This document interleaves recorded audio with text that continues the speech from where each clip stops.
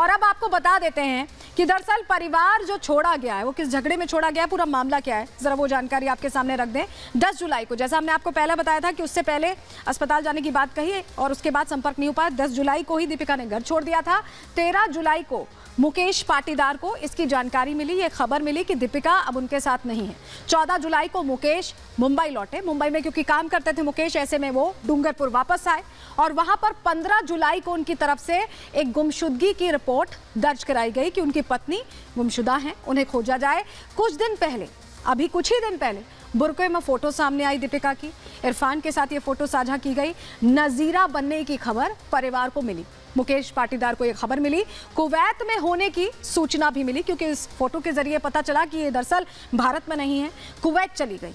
ये जानकारी मिल गई और उसके बाद पूरी घटनाक्रम, पूरी कहानी बदलती नजर आई। लेकिन रिपब्लिक भारत ने, अंदर की खबर की टीम ने खास तौर पर कुवैत गई दीपिका और इरफान से बात की और मुकेश पाटीदार से भी बात करके इस पूरे मामले की सच्चाई को समझने की कोशिश की गई। क्या क्या उनका वर्जन रहा है, क्या उन्होंने अपने बचाव में कहा है, आपको इस जानकारी के साझा करते हैं। रिपोर्ट आपके सामने रखते हैं, रिपोर्ट देखिए।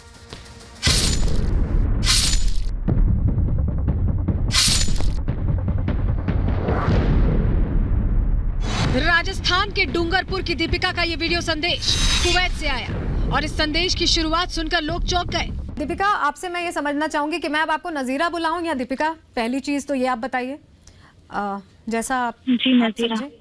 नजीरा, ठीक है। दीपिका, आपसे मैं ये समझना चाहूंगी कि मैं अब आपको नजीरा बुलाऊं या दीपिका? पहली चीज तो ये आप बताइए, जैसा आप जी नजीरा। नजीरा, ठीक है। 10 जुलाई तक दीपिका डूंगरपुर में अपने 2 बच्चों के साथ रह रही थी। उनके पास हंसता खेलता परिवार था, 2 बच्चे, पति, ससुर और घर, सब कुछ था। लेकिन अचानक दीपिका कुवैत पहुंच गई, इस्लाम कबूल कर इरफान से निकाह कर लिया। दीपिका, क्या आप नजीरा बनी हैं? क्या अपनी इच्छा से आपने धर्मांतरण का रास्ता चुना है? क्योंकि आप बचपन से अभी तक हिंदू रही हैं और अब आपने दूसरे धर्म का रास्ता अख्तियार किया है, तो क्या ये आपकी इच्छा से हो रहा है, जैसा कि इरफान कह रहे थे? बिल्कुल, हाँ बिल्कुल, मैंने अपनी मर्जी से ही, जब मेरे को इनके साथ रहना था तो फिर इनके धर्म को अपनाने से किस चीज की हिचकिचाहट, मैंने अपनी मर्जी से ही की। दीपिका का फेसबुक पर संपर्क इरफान से हुआ, दोनों के दिल मिले और एक साथ रहने का प्लान बना लिया। मेरी इनसे फ्रेंडशिप रही, काफी अच्छी फ्रेंडशिप रही और हम लोग धीरे धीरे बाद में रिलेशनशिप में भी आए, एक दूसरे को जानने लगे, तो मैंने उनके साथ रहना सेफ समझा और मेरे को ठीक लगा, बस सिर्फ यही रीजन रहा इसकी। दीपिका इरफान के बीच इश्क परवान चढ़ रहा था, इसकी भनक भी उनके पति मुकेश को नहीं लगी। ना उसे पासपोर्ट बनवाने की जानकारी लगी, ना ही कुवैत के सफर की। पासपोर्ट के बारे में एक पैसे को मेरे को मालूम नहीं पड़ने दिया, उसने कैसे किया कैसे नहीं, कोई पैसे का मेरे को, मैं 4 महीना मुंबई में रहा, इतने में इसमें पूरी फुल प्लानिंग तैयारी कर ली थी। मुकेश का आरोप है कि दीपिका का ब्रेन वॉश किया गया है, उसे गुमराह कर इस्लाम कबूल करवाया गया है। लेकिन दीपिका का कहना कुछ और ही है। कुवैत पहुंचने के बाद दीपिका अपने पति और ससुराल पक्ष के लोगों पर कई गंभीर आरोप लगा रही है। कह रही हैं कि उन्हें प्रताड़ित किया गया।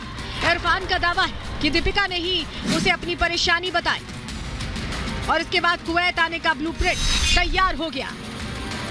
हालांकि मुकेश इन आरोपों को झूठा बता रहे हैं। तो प्रेशर से बुलवाया जाए, इसमें प्लस ब्रेन वॉश किया जाए, इस्लाम कबूल करने के लिए इसको भी प्रेशर करके ये सब करवाया जा रहा है, मगर उसकी मैं 13 साल से उसके साथ में रह रहा हूँ, वो इतनी सब बातें कर ही नहीं सकती है। जब मेरे को इनके साथ रहना था तो फिर इनके धर्म को अपनाने से किस चीज की हिचकिचाहट, मैंने अपनी मर्जी से ही की। दीपिका इरफान से निकाह कर चुकी है, वो कह रही है कि बच्चों को लेने भारत आएंगी। इरफान भी उनके बच्चों को अपनाने के लिए तैयार है, लेकिन अपने बच्चों को लेकर किए गए सवालों का उन्होंने कोई जवाब नहीं दिया। मेरी शादी को, जब से मेरी शादी हुई, जब से मैं वहाँ पे गई हूँ, हमारे झगड़े कंटिन्यू चालू हुए थे। दूसरी बात कि जो मेरे हस्बैंड है, मेरे ससुर की जो ये हरकत है वो सिर्फ मेरे साथ नहीं थी, मेरी देवरानी थी जो कि मेरे बाद में आई थी, उसको भी उसने ऐसे ही टॉर्चर करा। तो वो भी, उसका भी एक लड़का था, उसको छोड़ के वो भाग गई। आज जो कुछ भी मैं बोल रही हूँ वही उसके भी थे।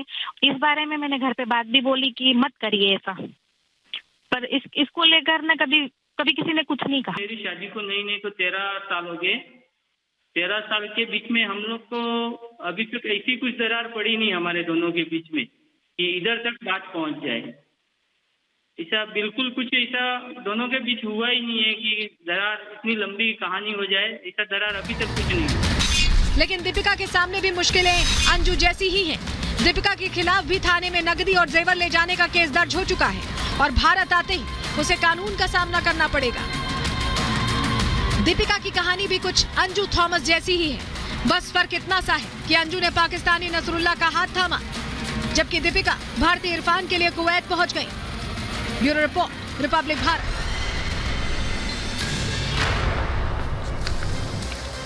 तो फिलहाल इस मामले में अब आगे क्या होता है इस पर नजर रहेगी। कानून का रास्ता क्या अख्तियार किया जाता है ये भी देखा जाएगा। लेकिन